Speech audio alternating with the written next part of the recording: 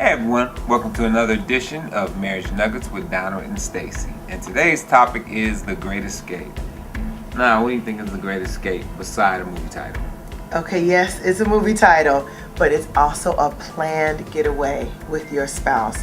So important to make sure you include that in your marriage, a time when you can get away from it all, get away from bills, life, everyday routine, kids, just you and your spouse. Right. A getaway is really, really important.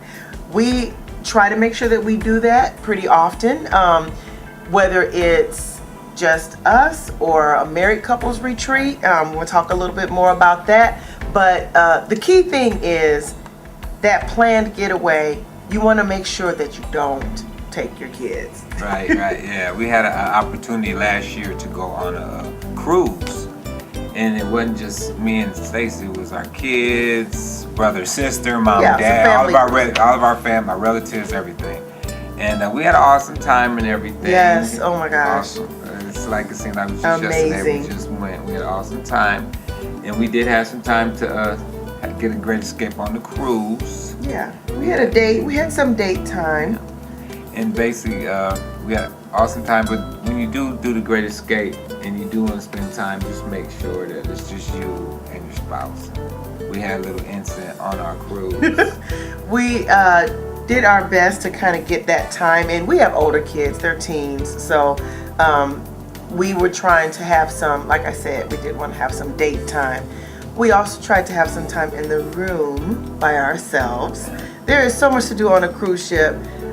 We felt like our kids were fine off on their own, right. And they were for the most part.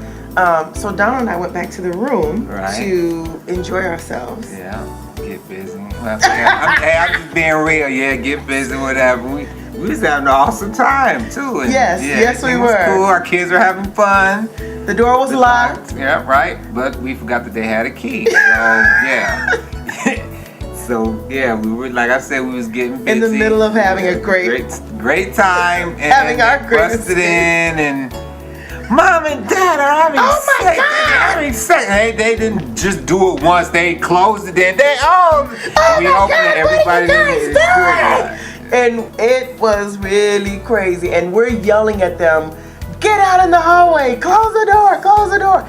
You know those cruise ship rooms, the cabins are like this big. Right. Okay, so it's like a bed. We had our bed down below, and then our girls had like a little bunk bed kind of thing. And we had a we had a curtain. There was a curtain. Was closed, but true. But some kind of way they walked in and opened the curtain. You know, we got God! What are you guys? And we're trying to cover up. Did a combat role, yeah. It was really crazy. That was.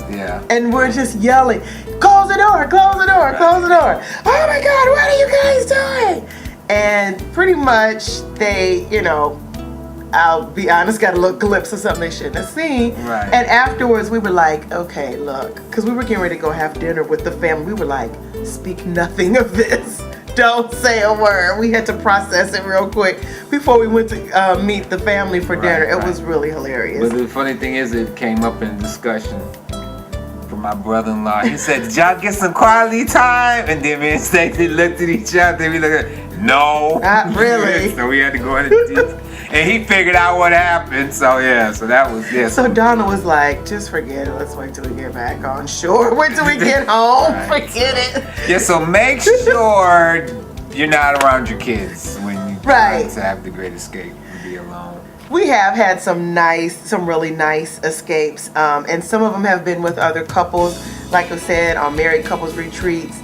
That's probably the majority of the ones that we've had. Our church has a married couples ministry. We're the directors of the ministry, and we go on retreats, and it's usually a weekend away at a resort, a really nice place where you can reconnect with your spouse. We also have workshops, and we also have like a lot of fun. Right. A lot of fun activities that we plan too. But we feel like you want to have a mix of both. It is important, I think, to go on those retreats, but we have also started doing more just us. Yeah, and we each of us take turns, I guess, planning it. We go away to a hotel, maybe an overnight stay. Even if it's in town, we'll do an overnight stay at a hotel, and you know, kids get either a babysitter or something like that. We just spend time, you know, having fun with getting with uninterrupted. Yes, uninterrupted time. Yes. It's always good. But yeah, and you bring up a good point. It doesn't have to always be a big extravagant thing. I think sometimes when I get caught up in that, like, you know, I mean, I'd love for us to go on a trip to Hawaii, or, you know, to on a cruise, just us, go to Universal Studios, something really cool out of state, you know, or out of the country. Right now, that is not something that we can do economically, not yet at this time. But like you said, even something in town, you can do that too, or get online research. You might be able to find a good deal, something better than you think. Let people know, hey, do you guys know of any ideas and places that we can go? But the point is, just make sure that you do it. And it doesn't have to be overnight either. It can just a day, or just a couple hours. Because I know sometimes we had done something like for I think our anniversary was the year before last, or year before last, I think, or last year. We just got up early in the morning and went up. There's like a church down from where we live, like this big church, and you can like see where the sun comes up. And we just got up at probably about 5:30 and went over to that church, and you can see the sun and just watch the sunrise, and that was awesome. And that was just, you know, that was a great escape for us. So as you can see, the Great Escape could be small or big. It is what you make it to be. If you want to do that, give it to God, because there's things that we even now have submitted to God and said there's things that we wanted to do. We don't know exactly how it could happen, looking at it financially, but we're giving those things to God and asking God to allow us to be able to do some of these things. So like I said, big or small, the point is that you have this time away. So some of it, I mean, obviously could be a small date, but those overnights, I think, are a blessing. We've done overnights where we packed it with like activities. Let's go to the mall. Let's go here. Let's go to this. Then we've had some where it was like no agenda, no plan. We stayed in the hotel room. Yeah, that was our honeymoon. Well, not the honeymoon, but our anniversary last year. Yes, we just stayed in the hotel room and so enjoyed cool. each other and rested from life, you know, just rested and was able to not be on an agenda. So important. It was really, really nice. And so that's what I'm saying. I think we're seeing the benefit of not only just doing those married couples retreats, which really I think our marriage has truly benefited from it, and we've grown so much from that, but also in addition to that, time with just us. And you want to try to plan at least start once a month. At least do something once a month. Just you and your spouse just get away, whether it's like I said, getting away to a hotel, or just going out to eat, or doing so, or a date, or going for a walk. But make sure you do it at least once. Yes. Make sure you do it like at least once a month. At least. Then however if it continues to twice a month, however God leads you to do it, that's how you do it.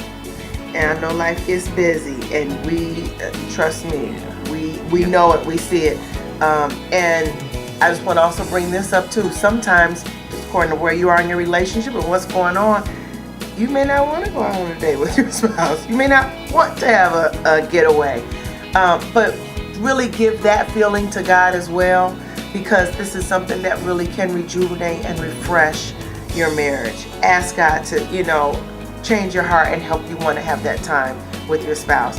And if you're feeling like there's an issue that needs to be dealt with before you go, then maybe, you know, it might be a good idea to just sit down and talk about it.